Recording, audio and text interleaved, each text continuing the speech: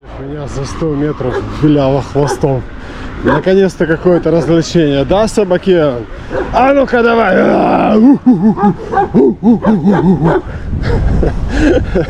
Я смотрю, она уже за полкилометра уже виляла хвостом. Наконец-то жертва едет погавкать на нее, на кого-то.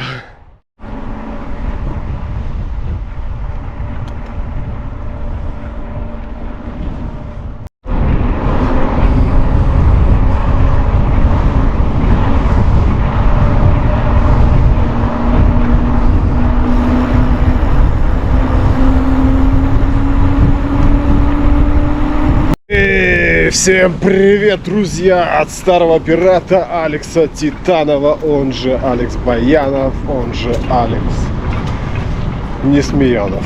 Не придумал еще. Сегодня, как вы видите, в кепке, потому что ветрено. Второй день задувают какие-то сумасшедшие ветра. Вообще, по нормальным делам мне бы сегодня сидеть дома, но я же не могу. Вчера проехал полтинник, позавчера тридцатку, или позавчера мы были в Гамбурге. В общем, я еще с Гамбурга не отошел. Вчера поехал полтинник под этим ветром в сторону моря. Там вообще задувало, будь здоров. И в целом еще чувствую себя, какой-то вирус бродит. Ну, неважно. В общем, сегодня взял координаты нескольких тайников.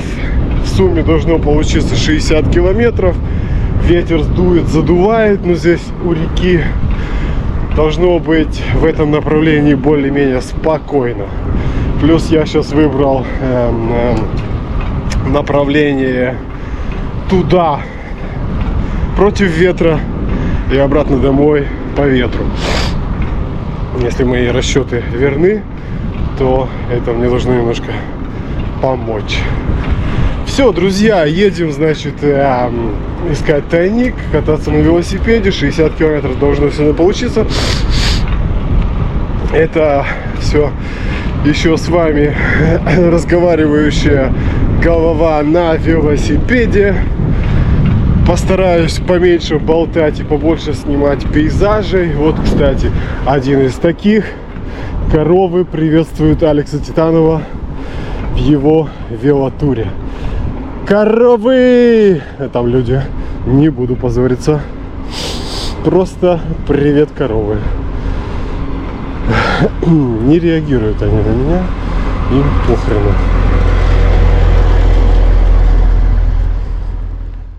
Лучше бы, конечно, дома посидеть, долечиться. Состояние не ахти. В Гамбург этот вымотал. В Гамбург все было здорово вообще. Спасибо детям большое за подарок. Это выступление, этот Король Лев, мюзикл вообще супер, класс, атмосфера, качество этого выступления, хоть оно уже идет там десятилетиями, прямо выше всяких похвал, было очень интересно. Вот, сам Гамбург. Я же любитель вот эти передачи по телевизору смотреть про то, как люди, ну, немецкие, они идут прямо по центральному телевидению, по центральным каналам. О, орел. Блин, он прямо сидел возле, а я болтал, и надеюсь, я его случайно запечатлил, потому что он близко, он начал лететь, поднялся в воздух, когда я уже чуть ли не поравнялся с ним. Интересно потом будет посмотреть при монтаже. Тут, кстати, много. Фу. Ну и вот, в общем-то, я увидел это воочию. Все, что я смотрел в передачах своих этих, моих, немецких. Там, ну, собственно говоря, передачи как быстро, как интересно, интенсивно люди идут ко дну. Сейчас заполонил крэк этот дешевые прямо улицы страны, наверное, всей Европы. И люди прямо со скоростью звука превращаются в зомби и умирают. Некоторые там пару лет живут, там, не знаю, наверное, максимум лет 10. Ну и все, и они дислоцируются вокруг Хаутбанхофа, вокруг железнодорожных вокзалов больших городов. И они настолько зависимые, что им надо, я не знаю, что они там, они курят, по-моему, этот крэк И колят они его там и курят каждые, чуть ли не каждые полчаса или каждый час. Или... Короче, им надо круглосуточно его принимать. И им надо круглосуточно деньги, соответственно, на это. А, видимо, на железнодорожных вокзалах это самая такая кормушка, где можно разжиться постоянно и всегда деньгами. То есть они попрошайничают, и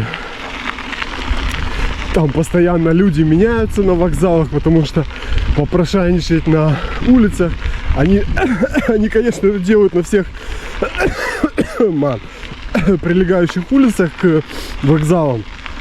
Вот. Но на самом вокзале там просто клоака. Их там кишит прямо. Раньше, когда я был в городе, я давненько уже не был, были бомжи, все это было. Но такого прямо не было экстремально. Я смотрел по телевизору все эти передачи и думал, а это что это? Как так-то? И удивлялся. Тут я все сам воочию увидел. Их стало просто очень много. Они все зависимые. Они все разлагаются прямо на ходу. С ними ничего не может сделать государство. Вот. И все. И они кормушка. У них вот эти железнодорожный вокзал. И близ прилегающей улицы. Это вся проституция. Проститутки, на которых смотреть невозможно просто. Как тоже зомби. Наркоманы, попрошайки. Караул. Мигранты эти, которые как бомжи, они вот вокруг этих. Мы как-то и шли через вокзал. У нас почему-то все пути наши каждый день. Вот мы были там 2 дня. У нас всегда все пути проходили через вокзал. Во-первых, у нас отель был сырый, видом на вокзал. И, соответственно, мы с детьми встречались возле вокзала, потом мы шли на трамвай, на метро через вокзал. Если надо было там что-то перекусить, мы тоже это делали на вокзале. В общем, я насмотрелся на них. И сам, мы когда заехали вот в Гамбург, то есть мы поехали на машине, все, я за рулем, мы заезжаем, едем, и вот так вот подъезжаем к нашему отелю. Он в центре города, в самом-самом, возле самого-самого вокзала. И первое, что мы видим, когда вот уже к отелю подъезжали, стоит чувак и срет прямо на перекрестке. То есть, там машины, люди, он просто срет и встает, и мы как раз подъезжаем прямо вот, чтобы остановиться на светофоре, прямо напротив него. Он как раз в это время встает. Это первое впечатление, которое запомнилось, когда мы заезжали в Гамбург. Первое впечатление вот этого чувака. Я такой, бляха-муха, думаю, сейчас мы станем на светофоре, и он будет гадить прямо напротив машины, вот в метре от машины. А, это ж это. Я такой, блядь, что здесь, куда мы попали, что здесь происходит? Благо он встает, разумеется, никакой туалетной бумаги, ничего, он просто натягивает какие-то спортивные штаны светлого цвета, какие-то бежевые, белые, которые просто сзади обосранные, вот с таким коричневым пятном, встает и уходит, там что-то там еще бормочат, короче, он не такой уж и старый чувак, какой-то опустившийся, не такой как бомж, как вот мы привыкли, прямо какие-то старики беззубые. Нет, просто чувак, который зависимый стопудово, который просто сел посрать прямо на перекрестке у вокзала. И вот это вот прямо так запало в память. То есть вот это все мюзикл, все, что там, прекрасная еда, прекрасная архитектура Ростока, говорю, Гамбурга.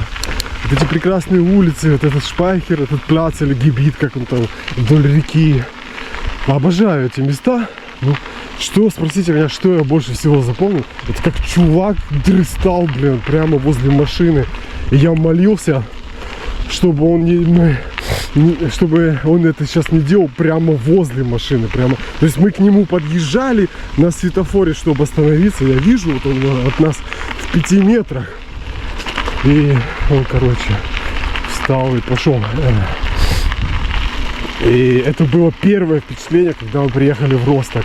В Росток, говорю, блин, в Гамбург.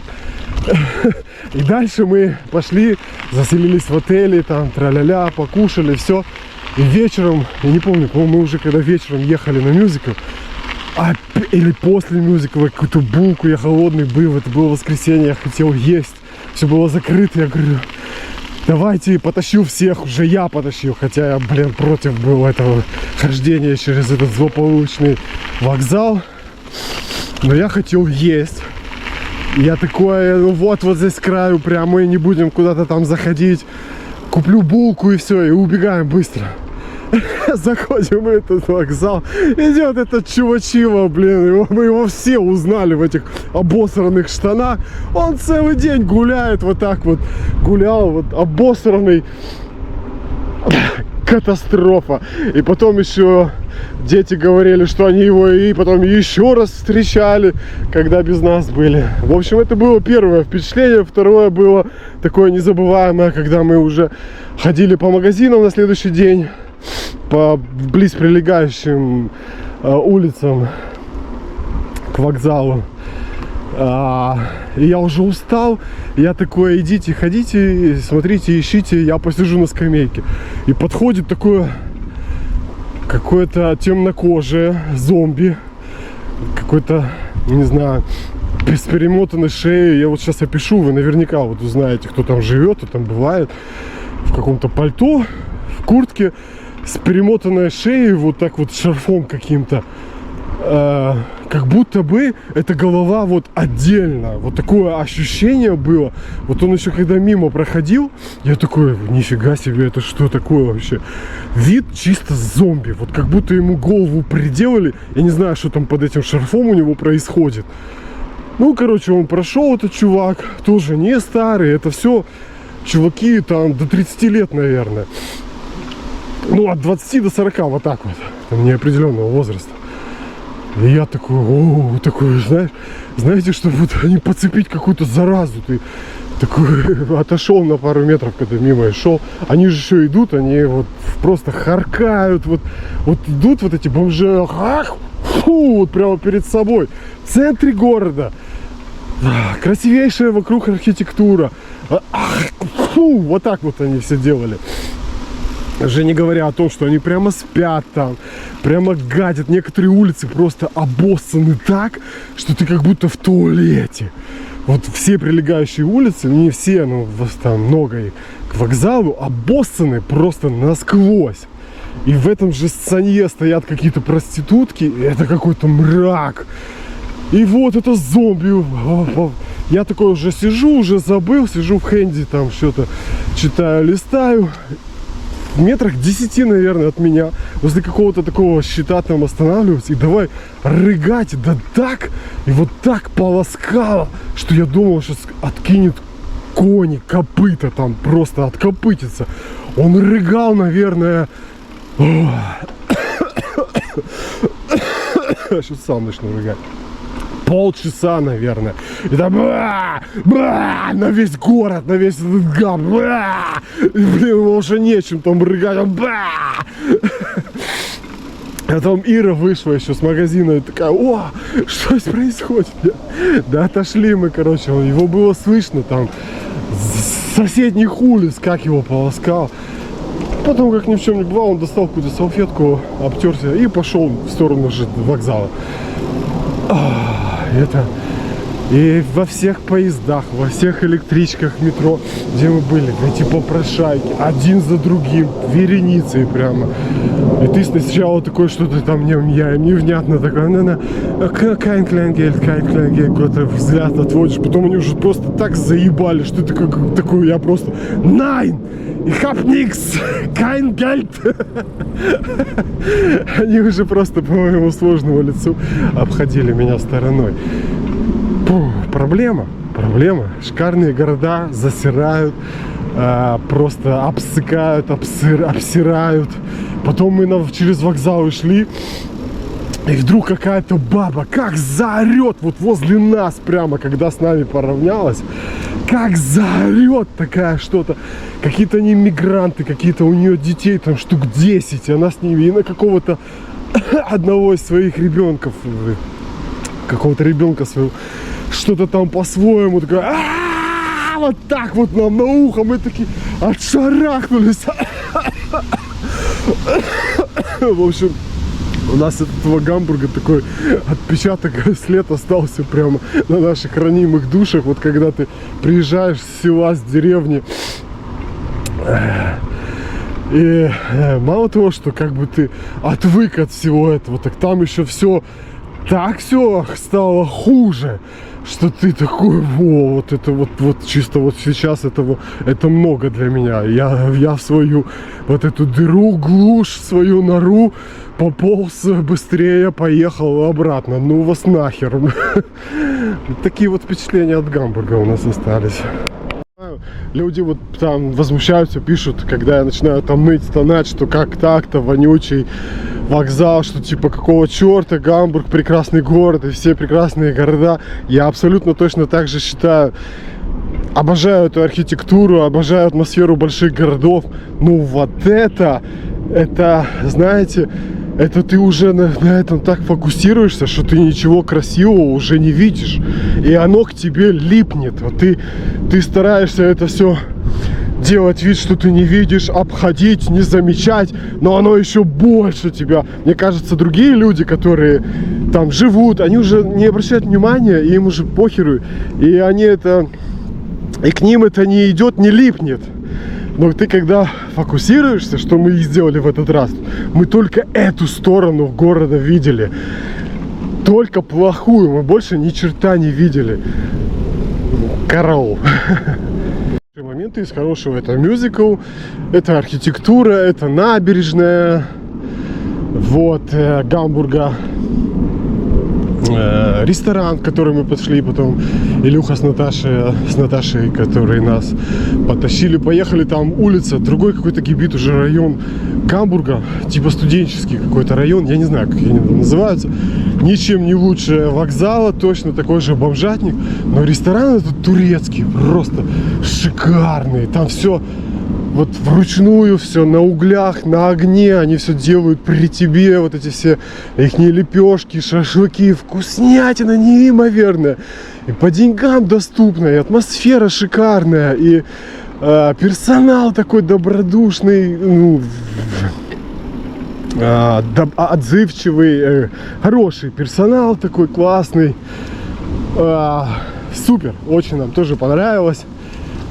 Собственно говоря, все понравилось. Ну, вот так вот. Кроме ситуации с бомжами, которая с наркоманией, даже скорее, которая явно вышла из-под контроля государства и представляет собой какую-то теперь уже прямо национальную угрозу, черт возьми. Не пойму, почему не решается этот вопрос. Вот с этой всей демократией они не могут с ними ни черта сделать. Друзья, поболтаем сегодня еще малеха. С вами разговаривающая, болтающая голова. Я сегодня с рюкзаком набрал хавчика, потому что нам, как оказалось, выезжать уже через неделю. У нас тур по Средиземному морю. Франция, Италия, Испания. Вот. И осталась неделя, друзья, неделя и 2 дня. Я все собирался скинуть к этому времени вес, похудеть. Ни хрена, разумеется, я не похудел, не скинул.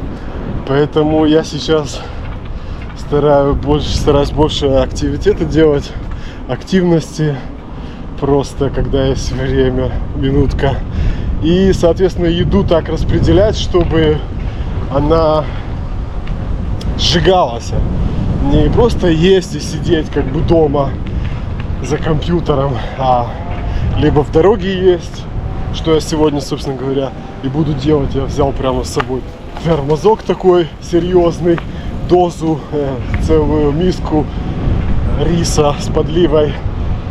Буду это хомячить по дороге, чтобы это все сразу перегорало, чтобы это все немножко, ну, чтобы это не откладывалось хотя бы в жир, хотя бы уже я к тому, что времени до выезда осталось мало. Я, разумеется, нифига не похудел, не скинул вес, ну хотя бы, чтобы его еще не поднабрать, ну и в идеале хотя бы пару килограмм скинуть. Поэтому я сегодня с рюкзаком сейчас проеду километров 30 и буду хомячить свой рис. Марлов до моего города еще 17 с чем-то у меня унесло кепку, останавливаюсь. О-о. Вчера я уже сносила прямо на дорогу и прямо ехала там, бусик такой ехал, он остановился, увидел, подождал, пока я подберу, это было в Арнсхопе, прямо на центральной улице на дорогу у меня слетела там кепка. Это я к тому, друзья, что ветрено, я не вру, я не врал, ветрено реально сегодня, как, собственно говоря, вчера, и да, надо бы дома посидеть сегодня, отдохнуть, но время не ждет, мне надо сжечь калории перед нашим райзе. И плюс чувствую я как-то себя нехорошо, какой-то вирус бродит, и все, что не поешь, как-то вот оно все как-то без аппетита. И вот я таким образом нагуливаю аппетит и еду. Выезжаю вчера, я проехал, в сотый раз повторюсь, я не могу как-то коротко сформулировать свою мысль, потому что вчера я проехал 50 километров на велосипеде. И сегодня я был вместе, вот это Гамбург, вчерашний полтинник, хорошо подуставший. Но дома сидеть тоже не вариант. И как бы просто дома есть не вариант, надо где-то, потому что это сразу в жир, в сраку, в живот, и все сразу откладывается. Надо ехать. Не то чтобы я прямо себя заставлял, мне это делает удовольствие приносит. Просто погода не подходящая, реально ветрено. Ну да ладно. Красиво. Еще один момент, один прикол. Оказывается, я не той стороной установил покрышку на заднее колесо. Я тут менял покрышку, она у меня, сколько велосипеду, с 2020 года у меня велосипед. За 3 года задняя уже была лысая полностью. Плюс я там камеру поменял, покрышку новую заказал, купил, поменял. И я ее одел не той стороной. Она такая шипованная. Ну, грубая такая, это не шипы для зимней, прямо шипы, просто резиновые шипы для МТБ, для маунтбайков. Вот, и оказывается, на них тоже есть направление движения, как ее устанавливать правильно. По направлению движения есть стрелка, которая это показывает. А я такой не туда, я не знал. И установил абы как, просто ничего не смотрел, просто взял и установил. И, короче, у меня постоянно... И причем прикол в том, что вот я поменял покрышку, ездил с Костей, там еще ездил, все было нормально. И потом опять началось, такое уже было, потом пропало, я грешил на гайку, что она там раскручивается в заднем колесе, которая фиксирует втулку. Я на нее грешил, я ее разобрал, кассету снял, все заново закрутил, на локтайк посадил.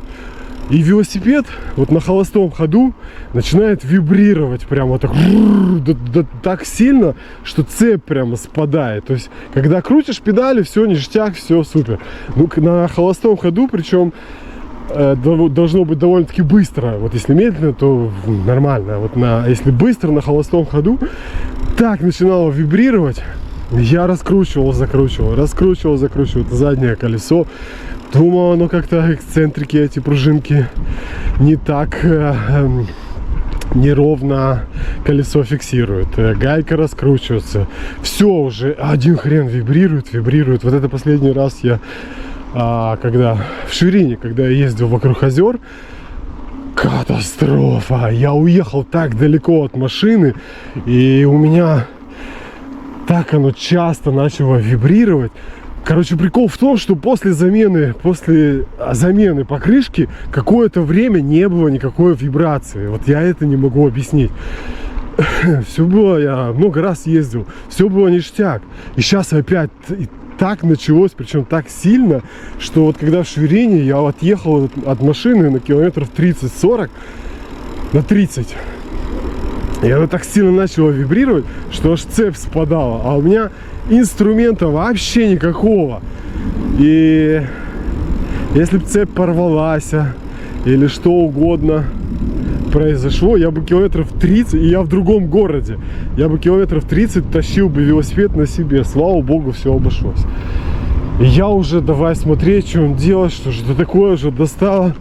И типа покрышка надо ставить правильно, по стрелочке, по движению. Ну и вот, собственно говоря, я переставил правильно покрышку. Вчера тестировал, типа, у меня велосипед еще такой хитрый, ему ты проедешь 5-10 километров, вообще ни о чем. У тебя будет вообще все ништяк, все тихо, все чики-пики. Но как только ты 50, 100, все, он начинает, блин, выпендриваться. Поэтому я вчера 50 проехал, все тихо, все ништяк. Думаю, блин, не верю.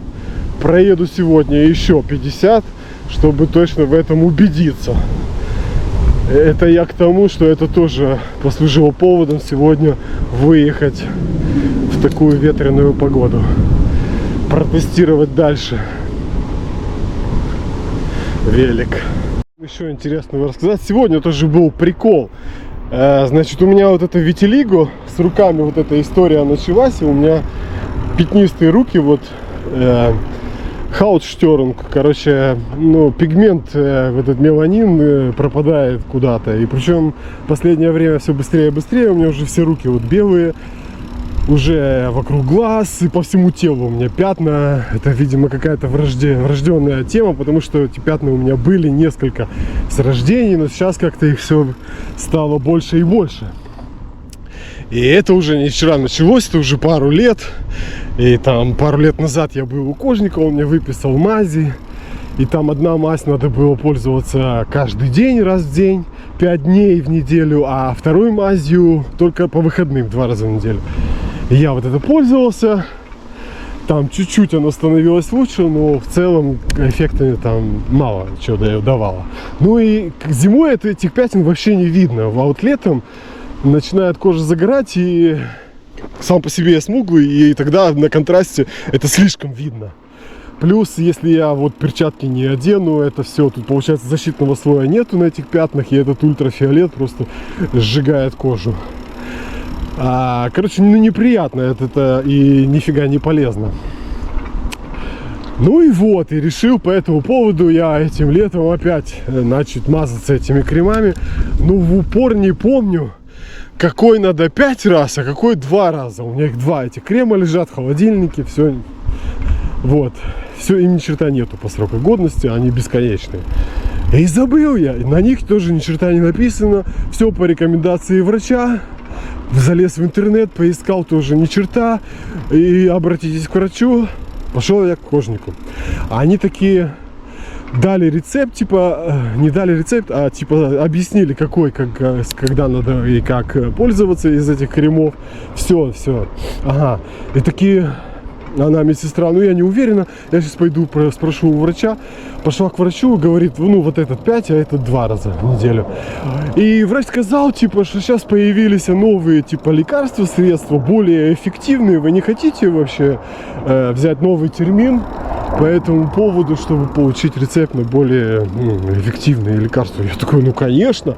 Они такие, ну, в военный самолет полетел. Они такие, ну у нас тут все забито на полгода вперед, вообще мест нету. А вот в Грааль-Мюрице, это городок в 20 километрах от нас. Вы как мобильный вообще? Мы вам можем дать термин Грааль-Мюриц. Ну в этот городок. Я такой, ну мобильный, давайте. Вот, я такой думаю, блин, это значит у этого врача еще там офис, типа он в 2 местах такой. Сегодня приезжаю я туда. Там баба вообще ни сном, ни духом такая. Я говорю, а где Павловский? Вот я к нему. Он, какой Павловский? Ну понятно. Это они меня просто спихнули на другому врачу, получается. Какую-то такую лапшу навешали и к другому врачу спихнули. Окей, она такая, так, чем обязаны, что вас ко мне привело? Я говорю, ну вот, как бы, показываю ей руки. Она, ну это витилиго, или как оно там называется, оно не лечится. Я такой, окей, а зачем тогда я получил этот термин? Мне сказали, что есть, типа, более эффективные средства были уже entwickelt. Она такая, да. Ну, есть одно средство, но оно очень дорогое. Я говорю, и его не оплачивает Кранкенкасса, ну, страховка медицинская. Я такой, ну, насколько дорого? 500 евро. Я такой, не, ну, это дорого, это дорого. Ну, все тогда. Я говорю, что я тогда просто так сюда, он Зонс пришел сегодня. Она такая, ну, а что я могу сделать? Я говорю, ну, мне там сказали, что, типа, придумали, разработали. Она такая, я такого не знаю. И я сейчас позвоню. Давай она куда-то звонить, дозвониться не может, там никто трубку не берет. Ну, посидите в коридоре. Я сижу в коридоре, опять вызывают. Да, вы знаете, есть одно лекарство, ага, разработали. Оно, конечно, подешевле. Она так сумму не назвала. Его вам тоже самому надо будет оплачивать. Но если вы хотите, чтобы прямо вам Кранкенкасса оплатила, страховка, то я вас пошлю, могу вам дать университет направление в униклинику, в университет в Ростоке кожный. И там, типа, вам, может быть, выпишут это бесплатно, это лекарство. У него там что-то 27% излечимости, что-то такое. Короче, мораль. Мораль в том, что они меня вот таким образом хитрым спихнули к другому врачу, потому что они там переполнены. Ну да ладно, я и не против, можно и поездить. Тут клиника такая шикарная, красивая, класс, модерновая. Очередей нету, бога ради. Но как бы могли бы меня спросить все-таки, не против ли я врача полностью поменять-то раз. Во-вторых, сам врач, тетка, которая вообще не в курсе дела, хотя она кожник, и мне кажется, такое, с такими проблемами ей приходят люди постоянно, а она даже не в курсе дела. То есть она куда-то звонила, спрашивала, что там, собственно говоря, придумали новенького. Вот. Ну и, собственно говоря, все. Это, к слову, о лечении в Германии, оно на самом деле хорошее. Грех жаловаться. Вы знаете, вот там вот где-нибудь в Америке ты просто сдохнешь, если, потому что ты хрен насобираешь денег на это, на медицинское обслуживание. А здесь, в принципе, грех жаловаться. Просто иногда сами профессионализм врачей иногда оставляет желать лучшего. Ну, господи. Немножко своей смекалки, немножко самому узнать, что к чему, подсказать врачу, и все будет в порядке. В общем, благодаря мне теперь врач знает, что вот есть, оказывается, и другие лекарства. 2 часа дня, и можно как бы сделать привал и похавать, пообедать. Тут где-то было роскошное дерево с роскошной скамейкой. Вот под ним я сделаю сейчас привальчик.